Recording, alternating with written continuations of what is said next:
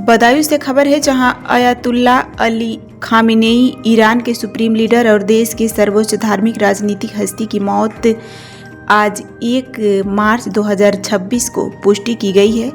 उन्हें ईरान की सरकारी मीडिया और विश्व समाचार एजेंसियों ने 26 वर्ष की आयु में मृत घोषित किया और उनके 40 दिन के राष्ट्रीय शोक की घोषणा की है। इन खबरों के अनुसार वे 28 फरवरी 2026 को संयुक्त अमेरिकी इजराइल हवाई हमलों के दौरान मारे गए थे। हालांकि हत्या के विशिष्ट कारणों के कारण विवरण में अलग अलग रिपोर्ट है, लेकिन उनके मरने की पुष्टि अब तक कई प्रतिष्ठित स्रोतों से मिली है।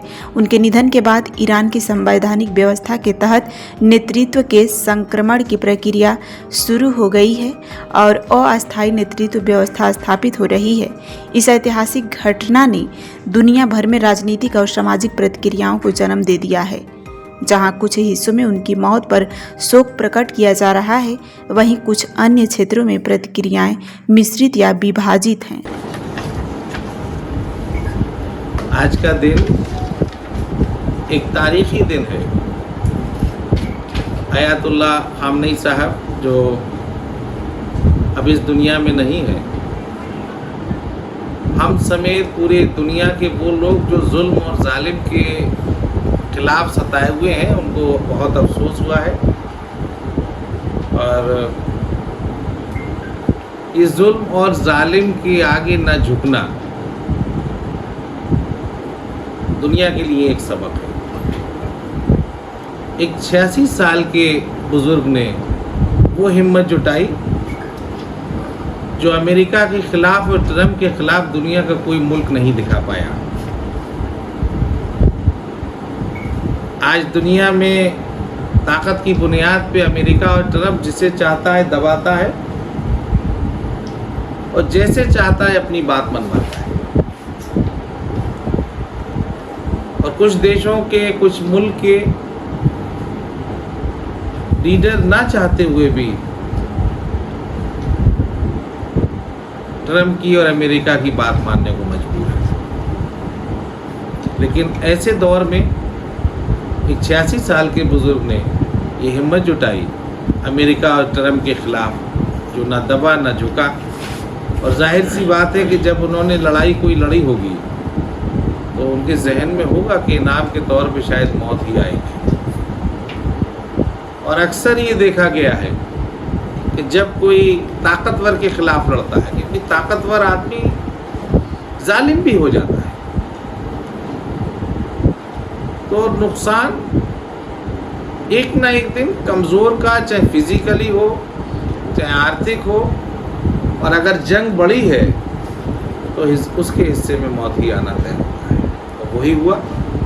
लेकिन इस बात का भी इतिहास गवाह है कि जिन्होंने जुल्मों की लड़ाई में अपनी शहादत दी है, वो उनके पीछे पूरी दुनिया रहती है। जिंदगी तो जीत लेते हैं जालिम लोग,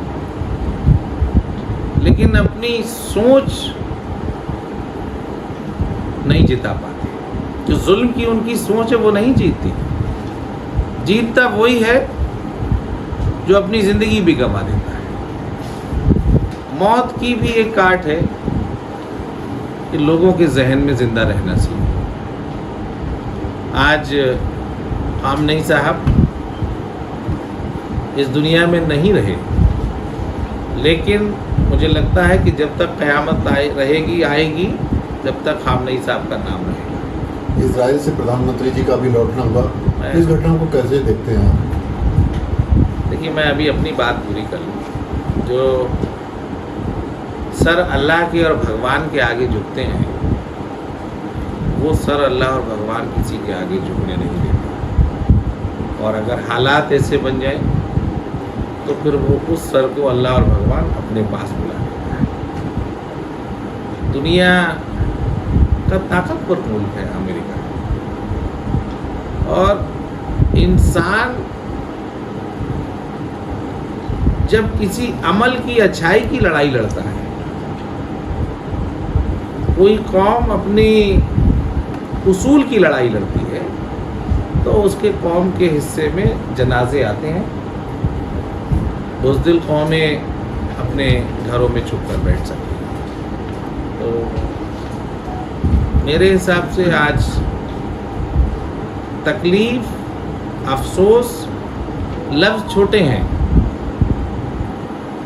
जिस तरह से लोग शहीद होते हैं अपने मुल्कों के लिए, वो ईरान के एक बड़े लीडर रहे, 40 साल उन्होंने अपनी हुकूमत की, और दुनिया में पूरी दुनिया के लोग अगर संघर्ष के रूप में उन्होंने अपनी एक पहचान बनाई, मैं उनके जज्बे को सलूट करता हूँ।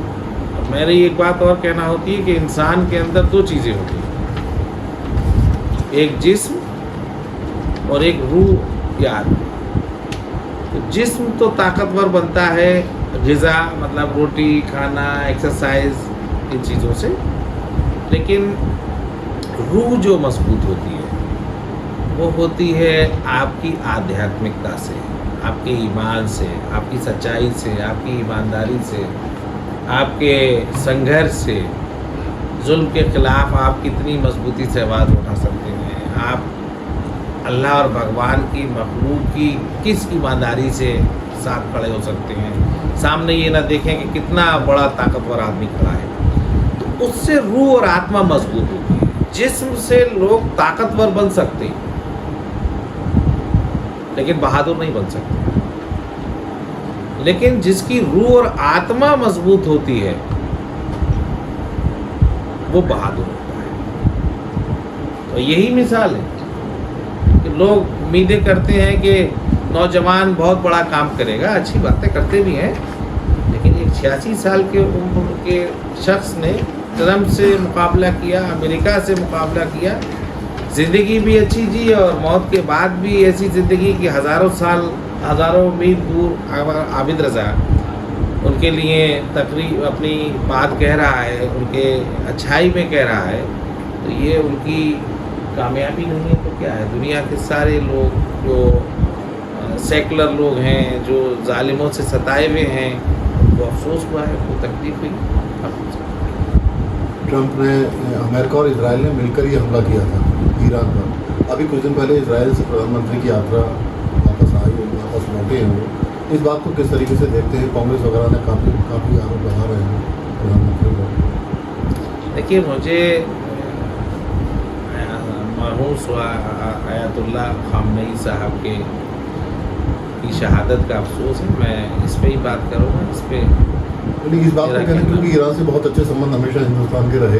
देखिए, मेरा कहना मुनासिब नहीं है। भारत के बहुत सारे लोग ईरान में हैं जी, तो सरकार की जिम्मेदारी है, सबको बुलाएगी, हिंदुस्तान आ जाना चाहिए और आ जाना चाहिए। बताया था खामनेई साहब की उत्तर प्रदेश से भी कोई जुड़ाव था? मेरी जानकारी